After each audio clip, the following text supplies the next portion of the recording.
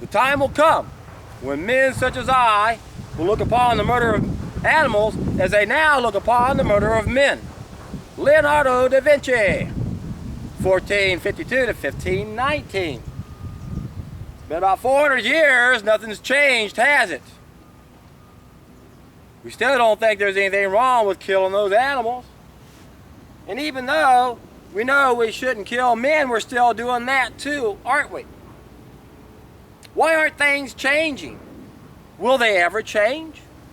Why aren't they changing? What's our obstacles? What are we up against? I'll tell you, my friends, what we're up against is the status quo. Status quo wants to remain the status quo, and they do whatever it takes to make that happen. And they all don't even have to be in cahoots to make it happen, because they all have the same MO. We've got some really sick people taking advantage of the fact that we're sick. And it all centers around the killing of our food and the killing of our animals. What's wrong with humans? Well, you know, it only takes one generation to put us onto the wrong path, to yank us out of our golden ages and throw us down into the dark ages. It only takes one generation to do that. All you have to do is teach your children to make a mistake and not obey the laws of nature. That's all it takes. One generation to throw us down into hell. But the good news is it only takes one generation to get us back onto the right path, where we will look at the murder of animals as we look at the murder of men, and we won't be killing each other anymore. It can happen. It's going to take a lot. There's a lot of momentum keeping us where we are. Everything we do on this planet revolves around the mistake we made that put us down into hell. It can be reversed. It's happening right now. More and more people are waking up to the reality that we're making simple mistakes, and that most of our problems are self-inflicted. That's what the hero's journey is all about.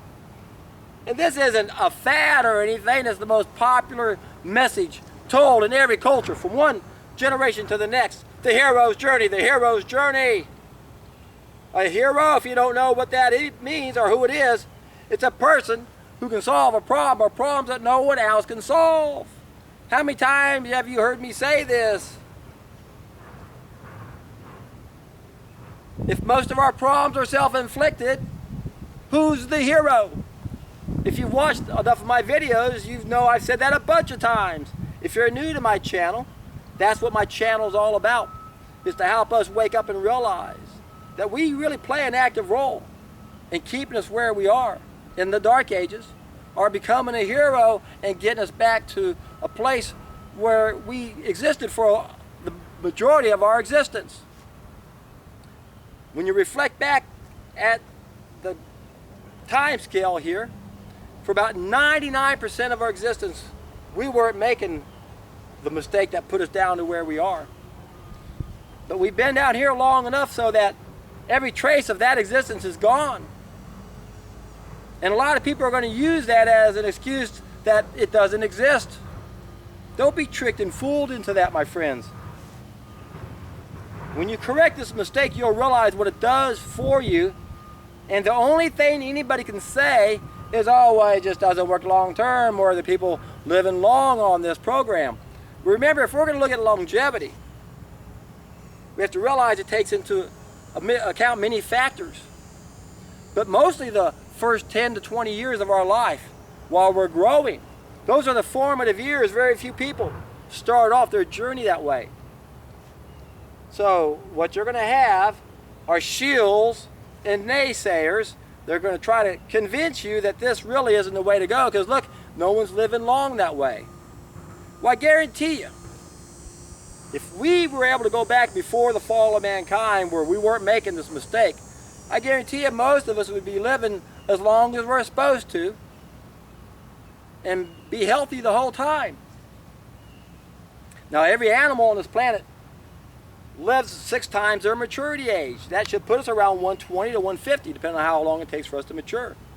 And again, those first 10 to 20 years are so crucial because we're growing. Take a look at Dr. Joel Fuhrman's book, Disease-Proof Your Child, he points out that in the first 10 years of our lives, our cells are rapidly opening and closing. They're rapidly growing. They're more susceptible to toxins. That slows down a little bit, but we're still growing up to around 20-something. So those formative years nowadays are so crucial. And we can't use this as an excuse to say, well, this isn't what we should do.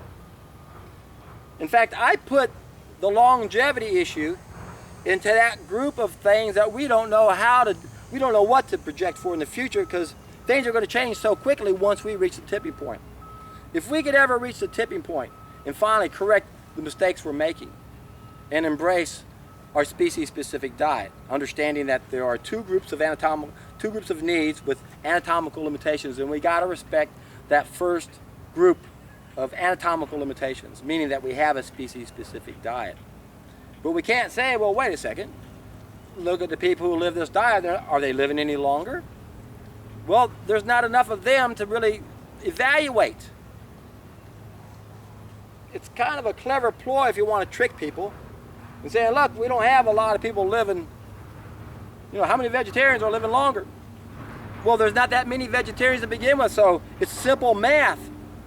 Sometimes I wonder if these people are really just trolls, or are they just not very clever in math and they can't understand that if you represent a small percentage of the population, we're not going to have a whole lot of people in that group. What if there's only 1 out of 1,000,000 people who are able to do something? Well, none of the people in your group have proved that yet, but you only got 500,000 of you. Once you get 1,000,000, then you'll have one, and then we can say, okay, you're standard based on the statistics. Not making myself as clear as I'd like to. I didn't really think about this a whole lot coming out here. Remember, I talk off the top of my mind, or talk off the top of my head. So I'm just kind of thinking this out loud now. But you can kind of see where I'm going with this. You can't look out across a sick world and go, well, why aren't we seeing all those big numbers in that area? Because we don't represent those big numbers yet. So when I first got into this was the only excuse anybody could use when they would try to attack the raw vegan diet. Because we see the results on a short-term basis, don't we? How can you argue with that? We can't. So what you got to do is say, oh, it just doesn't work long-term. Or it doesn't work from a longevity point of view. How do you know that? And remember, when it comes to living longer now, we have to realize there's a science and there's the art. There's two groups of needs.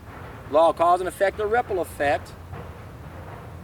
And the hardest part about living long nowadays is understanding how we have to modify our ideal diet. It doesn't work for everybody anymore, because we don't live in an ideal world anymore. And as long as we don't live in an ideal world anymore, we may have another group of needs based on the damage to ourselves and the environment. And that's where the art comes into play. So, what allows one group of people to live longer than the other? Did they just get lucky and figure out how to modify their diet and tweak it the right way? Or did they know what they're doing? Is it possible to figure that out? I know it's possible to figure out. And that's where you play a role. You got to figure out, how am I damaged? How do I have to support my body? Because I might not get everything I need. I might not live as long as I should, because I don't have that knowledge of how to adapt. That's what happened to T.C. Fry. That's what happened to Herbert Shelton. That's what happens to a lot of people who embrace the law of cause and effect and look at our species-specific diet, knowing that's one group of anatomical limitations we have to respect. But now we've got another group of needs with another set of anatomical limitations. We've damaged ourselves.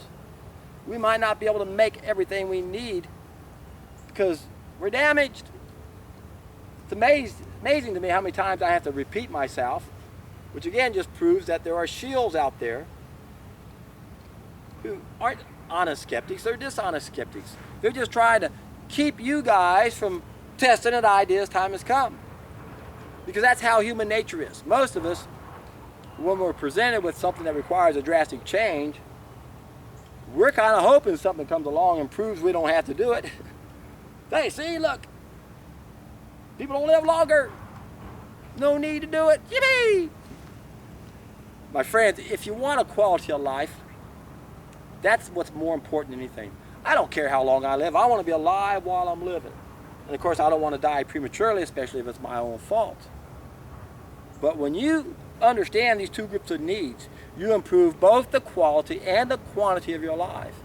How long you live will depend upon how well you understand the damage that we've undertaken and are making up for that damage. And what I tried to say a little while ago, I didn't go into much detail.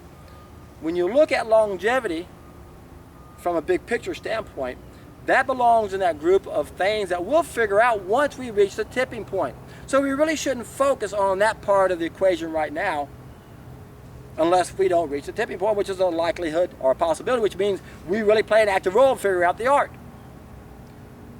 But to look at how it should pan out if we reach the tipping point and we all realize we have a species-specific diet and we're satisfying those needs, then we'll change our mentality. Our brightest brains won't be doing research on cancer or doing engineering or doing anything else. They'll be used to figure out how to tweak and modify our ideal diet. We've already figured out how to modify a water fast. We do a juice fast, a juice feast, a solid food vacation on juices. Nothing but juices. But now, how do we tweak our ideal diet? A plant-based diet of raw food. How do we tweak that? Not an easy thing to figure out. But if you got symptoms, then you know how to tweak it. Otherwise, what's the best game plan? The best game plan is to get us to the tipping point. Again, if we can reach the tipping point, all of these things, again, I try not to even put too much energy into it, realizing that once we reach the tipping point, we'll have solutions to a lot of problems that we can't even comprehend of right now. So it's almost a waste of time, to a degree, to try to figure out some of the answers to some of these problems or conditions we're going to have to deal with in the future. Obviously, longevity is one we have to deal with now. So if you want quantity of life along with a good quality of life, you're going to have to really figure out how to tweak our ideal diet. It shouldn't be any harder for us to figure out how to eat than it would be for a deer. But those deer never mastered fire and machines and weren't able to screw with their food like we have. So it's still easy for them. Not as easy for us anymore. We're too clever for our own good. We're able to do things we couldn't do before, but we didn't lack the wisdom to not make a bad application. That's what we did.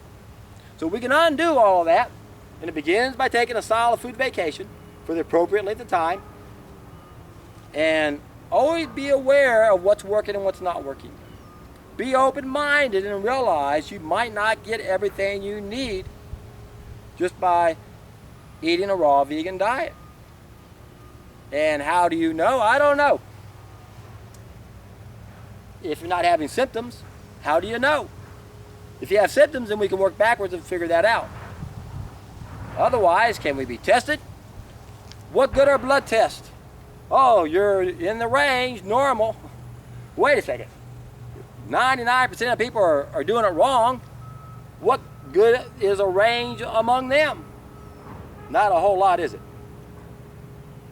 Well, if we're going to test anything related to the blood, we want to do the spectral cell test, find out if we're absorbing the nutrients. That will give us a better idea if we have deficiencies. Because that's where we're going to run into trouble, if we're not assimilating what we're consuming. And a big problem has to be in the small intestines. That's why the solid food vacation is so powerful, whether it's on water or with juices, because we will cleanse our entire food tube out. And that makes all the difference in the world. Remember the old saying, you don't put new wine in an old container. What you got to do is you got to make a new container. I guarantee you, when you can turn your body into a new container, you're in for a treat.